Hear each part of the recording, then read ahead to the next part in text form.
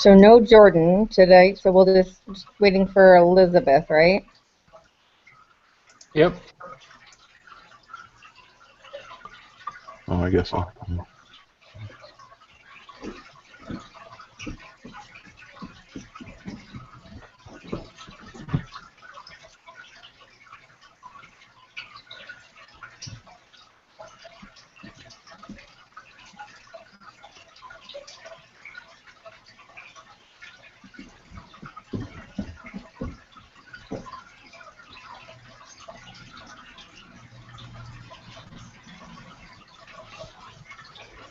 You guys can hear me, yeah? Yes. Yep. Did you guys get the link from the instructor about the interview videos? Yes. Yeah. Yeah, it's just a list of everybody, I guess. You gotta find everyone. I was looking through that earlier and I didn't see I'm listed mine. under stuff. Yeah, I found yours. I saw Okay. yours, Mark. Yeah. Okay. Yeah. I think you're down lower Is on the everyone's list. on there or? Yes. It looked like it. Okay. Yeah, I just went through to look for everybody. Did you guys get yours in by 5 p.m.? I didn't realize it wasn't Yes. midnight. Yeah. I didn't. Mine was definitely after that, but it didn't say late when I submitted it, so I'll probably just get points knocked down, I would imagine. Same here. No, Then it I took got an hour. last assignment was late, so I got this one right. I hope no points are deducted. I don't get home till after 5 p.m., so. Yeah. Well, I didn't realize that you couldn't like shoot the video straight from YouTube anymore either. So I sat down to do it, then I was like, oh no. But I had to like get my phone out, and Yeah. that took me at least an extra half hour of getting things together, which I didn't have time for. Yeah.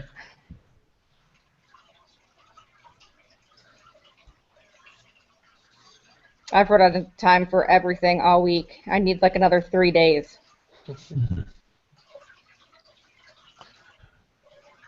Forgot to look, when is that due that we gotta do that? It says the 3rd. I believe Third? that's Wednesday. Let me. Yeah. So next Wednesday? Yep. August 3rd. Wednesday.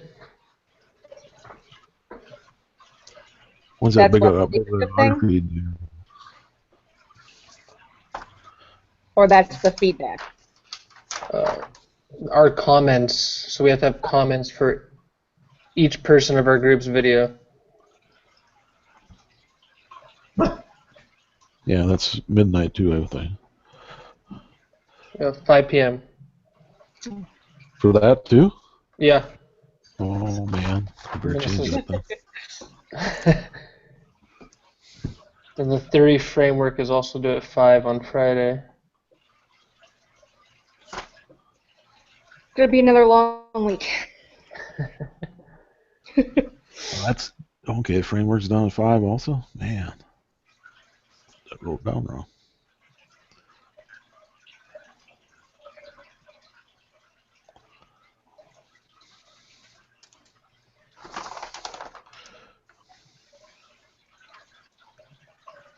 Yeah, the interview protocol. For some reason, I didn't turn it on Tuesday. I did it on Wednesday. So I got docked.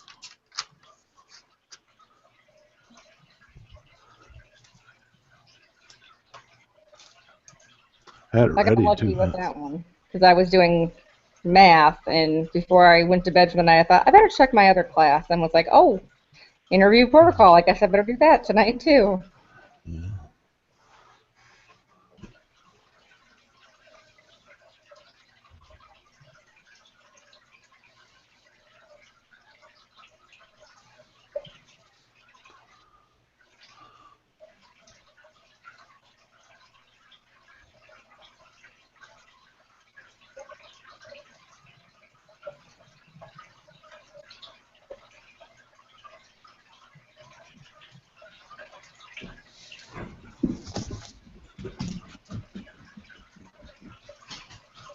Well, I guess we'll give her one more minute to 8:05, and then we'll go ahead and get started.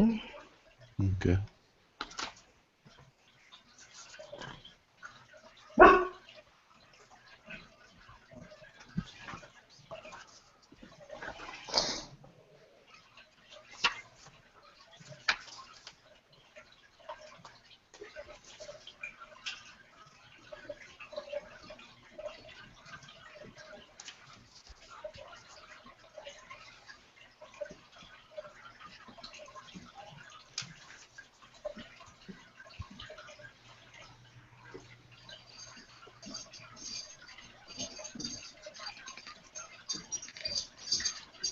Shiba, give me that.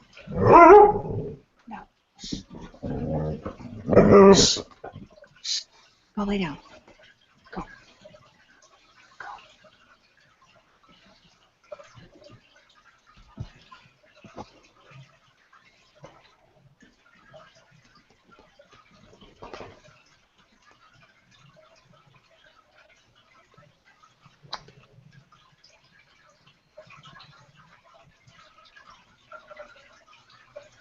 All right, so we're talking ethics today. It didn't give us very much prompt. It's just explore how ethics shape leadership and further how leadership development can encourage ethical behavior. Get rid of that now. There we go. Anybody want to start?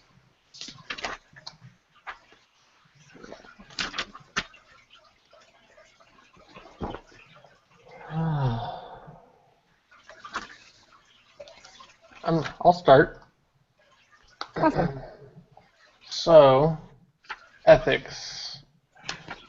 I think of ethics as predominantly has to do with people that are honest or people that are lying. What I got out of the text was lying is wrong because it damages the character of the liar by supplementing things such as virtues and honesty and consistency and damages. It can cause organizational performance by destroying trust with people and lowers employee job satisfaction, drives out people that are ethical, so it will cause some workers to quit. It can undermine group reputation and corrupt the flow of information.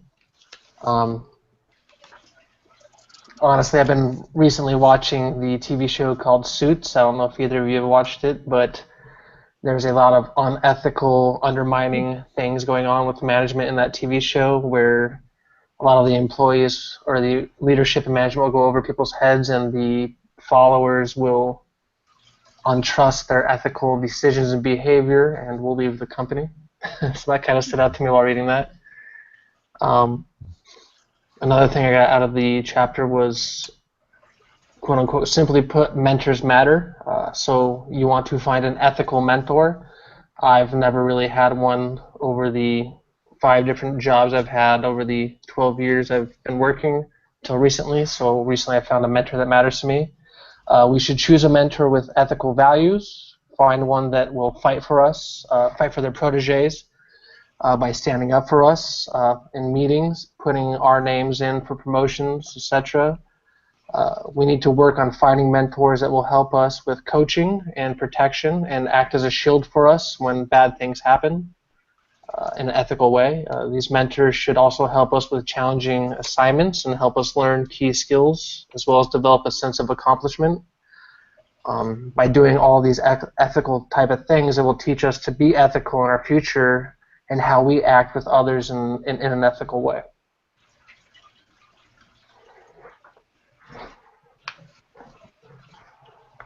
That's really interesting. I hadn't necessarily thought of it that way when it came to mentorships. I mean, I've been blessed. I've had a couple really good ones that just, I don't want to say they fell in my lap, but just really good bosses that turned into mentors. Something we've been doing recently in Starbucks in my area is we have what's called a store manager advisory council, and it actually pairs up store managers that are on that council. They pair them up with DMs based on what they're working on, and it's more of a forced mentorship, kind of.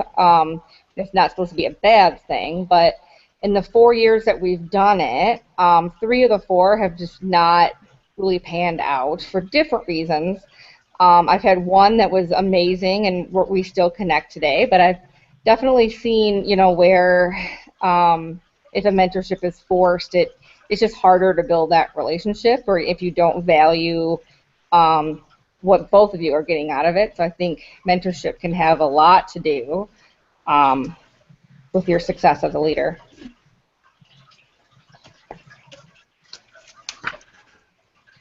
Yeah, I haven't had really too many mentorships. I've just had some friendships with people at work, which happen to be at times like section leads or managers. But I guess I never thought of them as mentors before.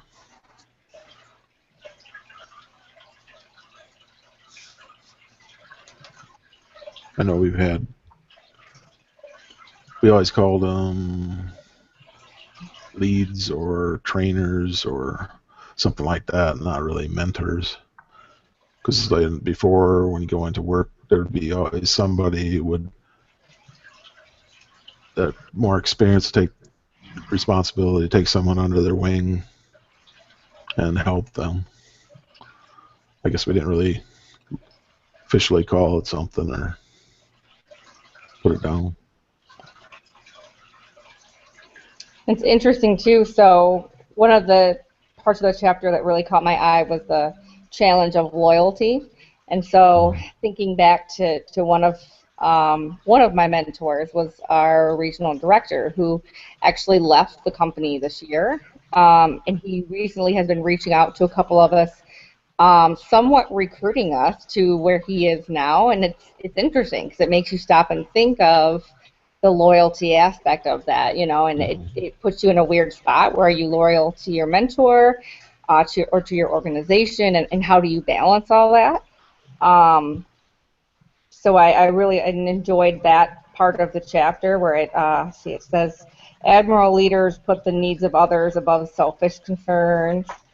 And you have to kind of balance a variety of loyalties where sometimes it's to the stockholders, to the customers, to your employees. So there's a lot of gray area, frankly, in ethics and different characteristics. So it's a tough chapter because even to what you're saying, Mark, around lies, 99% of the time are damaging, but then Yeah, it's to some lies we actually value when it's helping others. So it's tough to know when you're doing the right thing and when you're not sometimes. absolutely. Then everybody else has their own opinion what's right and wrong too. Yeah. It's hard to be ethical too, because I mean, you mentioned the stockholders and the shareholders, and I am someone that likes to invest and spend time on the stock market, and some of these organizations, they have to worry about the communities and the shareholders and suppliers, employers, business, local communities, and these things they're doing in the environment. And a lot of these big organizations have to make so many decisions, whether it's ethical or unethical for those local people or what they're doing. At times it can be hard for these people to choose what's right and what's wrong.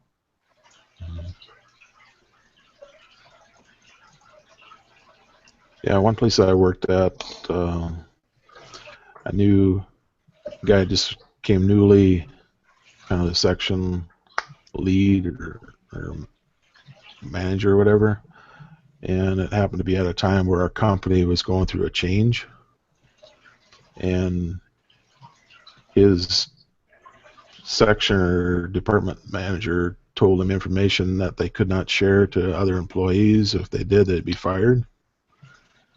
Well, it turned out there's one guy that just moved from Iowa to Minnesota, and his wife just quit a real good job, radiology, and they're buying a house. And before he bought the house and the wife quit her job, he went and talked to the department, asked them questions about what's going to go on in the future. And then almost a day, within a day, he found out that he was going to be getting laid off. Our whole company was going to go through a pay cut for, I think it was more than a year, and freeze on everything. And so I think I was like maybe the next person or second person in a row to get laid off too at that time. And that person also talked to that friend of mine that got newly in that position, and he couldn't tell him what's going on and stuff. And afterwards, he was talking. He's saying that probably the next time he probably would let the person know, because he didn't like that he had to go through that.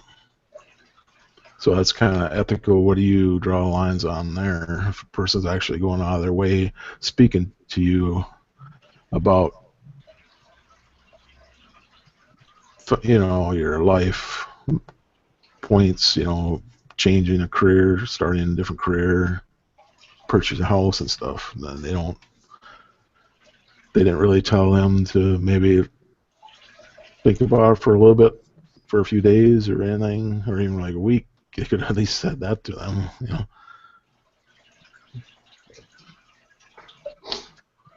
It's kind of, I don't know what a person would do in that situation sometimes. I don't know if that should have been shared to the leads or whatever. The department should have kept that up to themselves, maybe.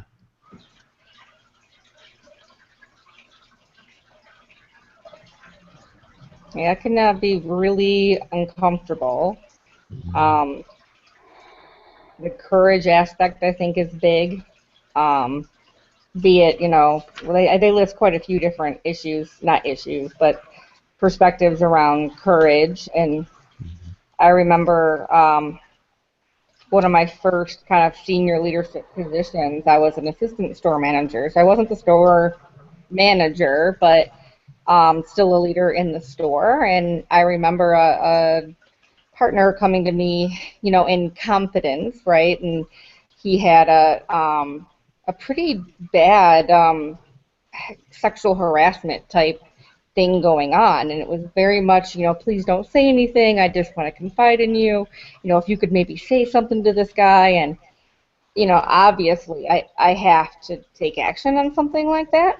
But it really made me nervous because I am I have to go outside of what this guy asked me to do. Please don't say anything, but I had to say something.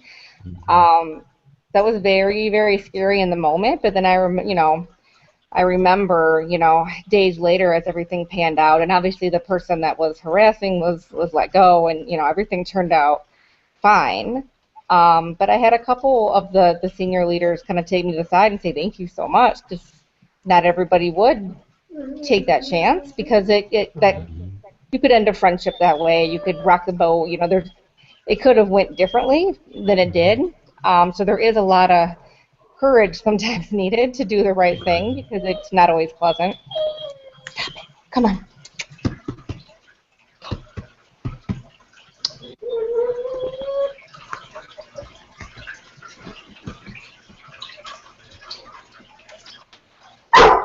I don't know how many other business type or leadership type classes you guys are taking. This is not my first course where ethics has been a conversation in one of my courses at ASU. Virtue ethics tends to come up a lot in a lot of my courses out of all the ethic categories, and that tends to be the one I like to talk about and go towards for my assignments. It stands out to me a lot because it's kind of the one where we lie. For example, we lie to protect someone for feelings. We kind of tell someone a lie because we don't want them to feel bad, or we can confront someone about a joke that we don't feel appropriate, or sometimes we act a certain way that might not be ethical, in time of a crisis or a certain situation where we're not thinking right away.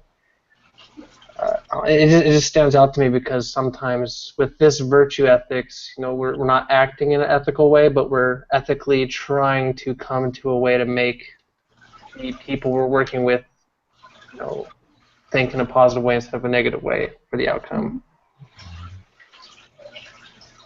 I just feel like I have to deal with that regularly with people coming to you with questions where you don't want to make them feel bad in a certain situation and comfort them without giving them 100% negative feedback, and give them a little bit positiveness to make them want to stay with you in the organization and work towards something, even though they might not be up to par with where your standards are, but not totally throw them all the way down.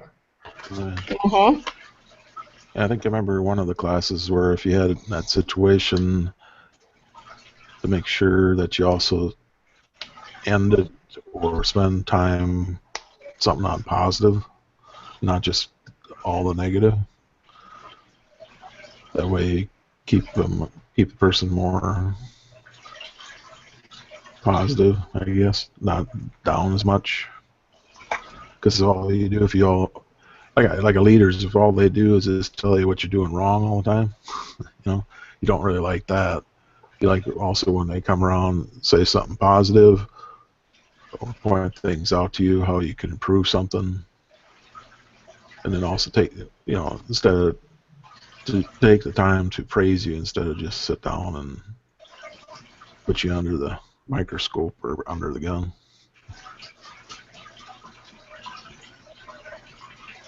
Mm-hmm. Because you want your followers to ask questions and feel comfortable enough to come up to you and to get negative feedback also, but make sure there's always a lot of positive that goes with it.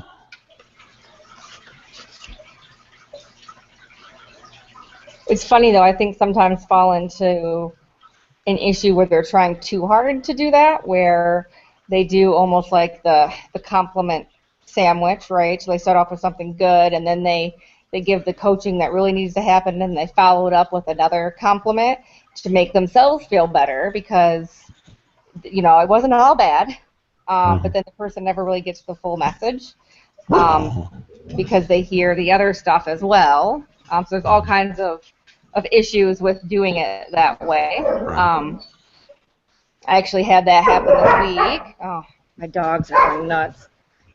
With one of my managers where guy was trying to give him coaching, but he also was trying to give him positive feedback.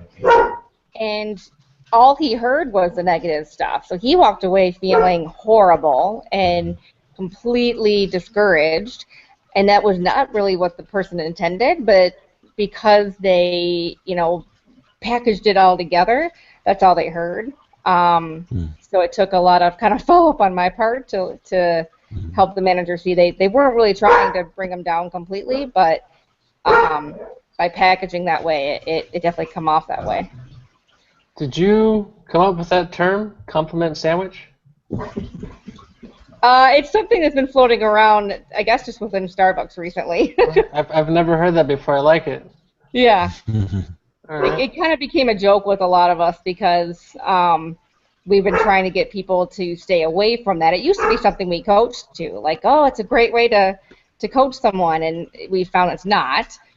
So now it's kind of our joke where it's, oh, that was horrible, but your shoes look really good. Like, no, that's not. You're really not helping. So yeah, I try to stay away from the compliment sandwich. I can see myself using that in the future. All right. Yeah.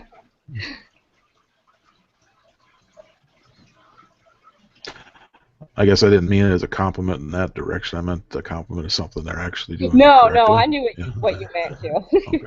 All right.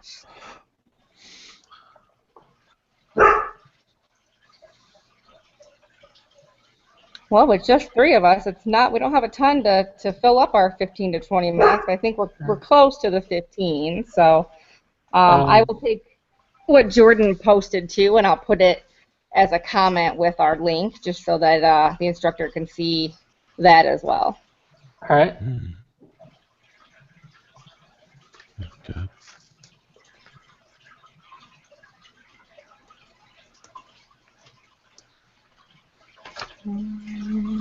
Actually, I used with my my leadership interview. I struggled with not understanding, but how to kind of format that in a 4-minute presentation. So It's very hard. Yeah, I actually did it around servant leadership because the person that I interviewed really is kind of a servant leader. So it also made me dig even further into this chapter, talking about her. So you guys will see that in my video.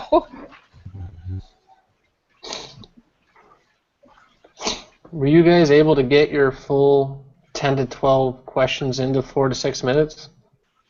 No. I don't think you're supposed to, for that. You're just supposed to get information from your 12 questions to be able to fill out in your 4 to 6 minutes. Okay. 'Cause I don't think you're supposed to do each question and talk about each question.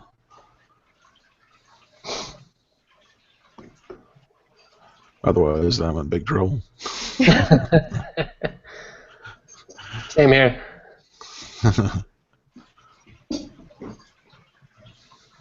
So do we have one more week of the Google Hangout, or is this the last one? Oh, good question. Let me see. I think we have one more week, I think there's but at I least have it one more. open. I can peek at it. Let's see.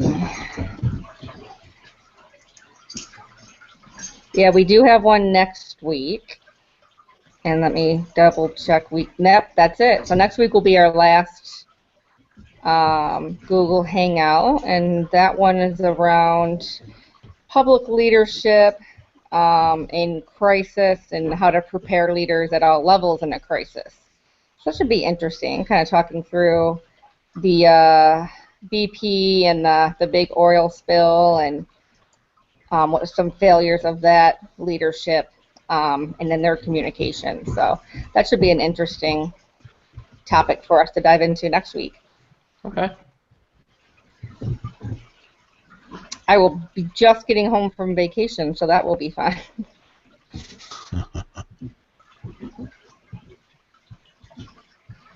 Where are you going on vacation? We're heading up north in like northern Michigan, like sand dunes and to the There's lakes.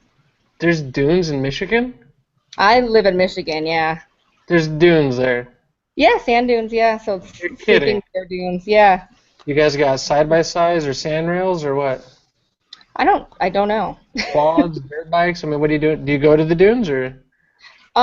This will only be the second time we've went. Last year was the first year I've ever been. Okay. And this year my daughter wanted to go back. She wants to do her senior pictures there, so we're gonna go Okay. take her senior pictures. But I was looking into renting some dune buggies so we can Nice. really get to parts of the park we didn't get to see last time because we were just on foot. So Highly recommended. I'm excited. We just got into like kayaking and stuff too, so I don't think we're gonna bring our kayaks, but maybe rent some and go out on the big water instead of just on a lake. So that should be interesting. Cool. Yeah, wish me luck. I'm taking all the pictures for my daughter. She's kind of shy, so she didn't want like a professional. But I'm like, I don't want to screw them up either. So that should be. I'm having some anxiety around it. I'm sure they'll turn out fine. I have a nice camera and Photoshop and all that good stuff, but still a little nervous. You'll do great. Just take a lot of pictures. Yeah, that's my plan. We were taking a tour around this place called the Commons. It used to be a state hospital, and I guess at one time it was even like an asylum. So, creepy and cool. And they do a history tour, so we're going to take some pictures in there. And they have this big steam tunnel that goes underneath everything. I've seen other pictures that people have taken in the tour, and I think we'll get some really cool ones down there.